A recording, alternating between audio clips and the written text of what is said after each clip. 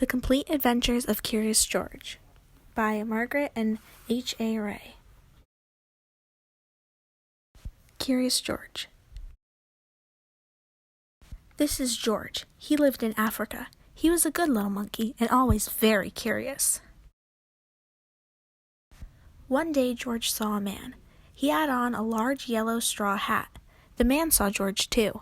What a nice little monkey, he thought. I would like to take him home with me.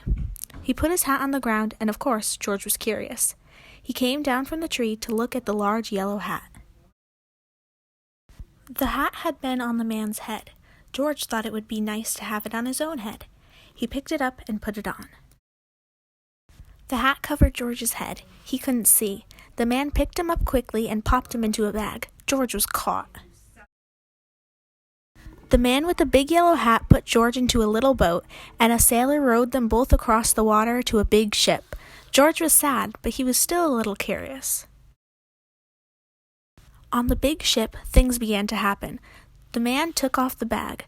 George sat on a little stool, and the man said, "George, I'm going to take you to a big zoo in a big city.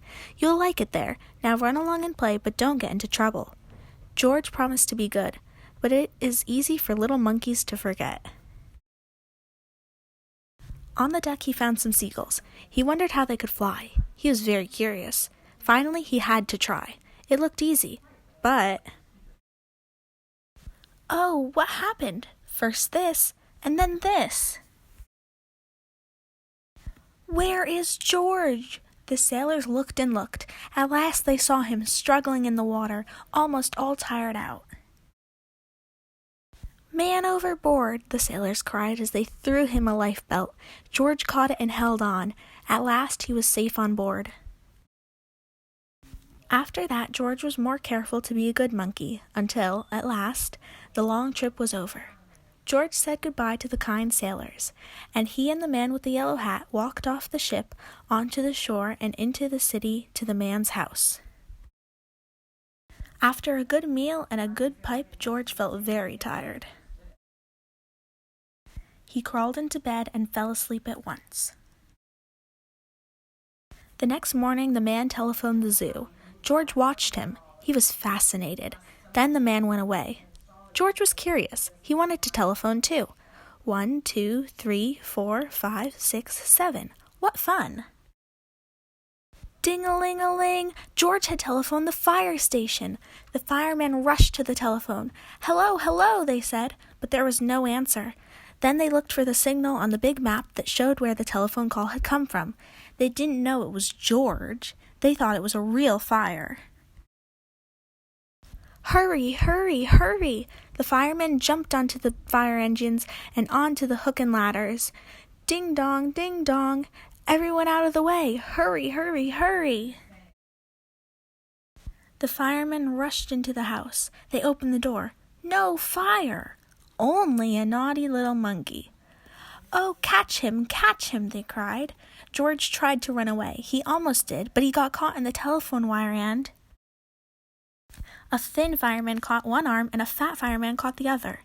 "You fooled the fire department," they said. "We will have you shut up where you can't do any more harm." They took him away and shut him in a prison. George wanted to get out. He climbed up to the window to try the bars. Just then the watchman came in. He got onto the wooden bed to catch George, but he was too big and heavy. The bed tipped up, the watchman fell over, and, quick as lightning, George ran through the open door. He hurried through the building and out onto the roof, and then he was lucky to be a monkey. He walked onto the telephone wires. Quickly and quietly over the guard's head, George walked away. He was free. Down in the street outside the prison wall stood a balloon man. A little girl bought a balloon for her brother. George watched. He was curious again. He felt he must have a bright red balloon. He reached over and tried to help himself, but... Instead of one balloon, the whole bunch broke loose. In an instant, the wind whisked them away, and with them went George, holding tight with both hands. Up, up he sailed, higher and higher. The houses looked like toy houses and the people like dolls. George was frightened. He held on very tight. At first, the wind blew in great gusts. Then it quieted. Finally, it stopped blowing altogether. George was very tired. Down, down he went, bump, onto a traffic light. Everyone was surprised. The traffic got all mixed up. George didn't know what to do, and then he heard someone call, "George!" He looked down and saw his friend, the man with the big yellow hat. George was very happy. The man was happy too. George slid down the post, and the man with the big yellow hat put him under his arm. Then he paid the balloon man for all the balloons. And then George and the man climbed into the car, and at last away they went. To the zoo! What a nice place for George to live.